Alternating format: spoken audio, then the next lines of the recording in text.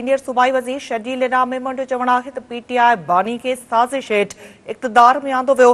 PTI बानी इदारनि खे पंहिंजे मक़सदनि लाइ इस्तेमालु कयो। संदसि चयो हो त पीटीआई बानी पंहिंजे दौर में सिर्फ़ कमर बाजवा जी तारीफ़ कंदो हुयो। पीटीआई कॾहिं बि आम माण्हू लाइ रस्तनि ते नाहे निकिती, सिर्फ़ बानी जी आज़ादी लाइ रस्तनि ते निकिरणु चाहे थी। शर्जील इनाम मेमन जो चवण आहे त पीटीआई पंहिंजे दौर में कुझु लंगर खाननि खां सवाइ को बि अहिड़ो कमु नाहे कयो जेको ॿुधाए सघे। सिंध जे सीनियर सूबाई वज़ीर शर्जील इनाम मेमन पारां इस्लामाबाद में प्रेस कॉन्फ्रेंस कई वई आहे। इन हवाले सां नाज़रीन अवां खे अपडेट कयूं पिया त सिंध जे सीनियर सूबाई वज़ीर शर्जील इनाम मेमन जो चवण आहे त सभु ॼाणनि था त 2018 में पीटीआई खे दांधली ज़रिए हुकूमत में आंदो वियो।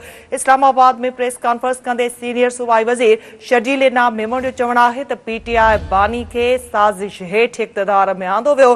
पीटीआई बानी इदारनि खे पंहिंजे मक़सदनि लाइ इस्तेमालु कयो। संदसि चयो हो त पीटीआई बानी पंहिंजे दौर में सिर्फ़ कमर बाजवा जी तारीफ़ कंदो हुयो। पीटीआई कॾहिं बि आम माण्हू लाइ रस्तनि ते नाहे निकिती, सिर्फ़ बानी जी आज़ादी लाइ रस्तनि ते निकिरणु चाहे थी। शर्जील इनाम मेमन जो चवण आहे त पीटीआई पंहिंजे दौर में कुझु लंगर खाननि खां सवाइ को बि अहिड़ो कमु नाहे कयो जेको ॿुधाए सघे। सिंध जे सीनियर सूबाई वज़ीर शर्जील इनाम मेमन जो चवण आहे त सभु ॼाणनि था त 2018 में पीटीआई खे दांधली ज़रिए हुकूमत में आंदो वियो। इस्लामाबाद में प्रेस कॉन्फ्रेंस कंदे सीनियर सूबाई वज़ीर शर्जील इनाम मेमन जो चवण आहे त पीटीआई बानी खे साज़िश हेठि इक़्तिदार में आंदो वियो। पीटीआई बानी इदारनि खे पंहिंजे मक़सदनि लाइ इस्तेमालु कयो। संदसि चयो हो त पीटीआई बानी पंहिंजे दौर में सिर्फ़ कमर बाजवा जी तारीफ़ कंदो हुयो।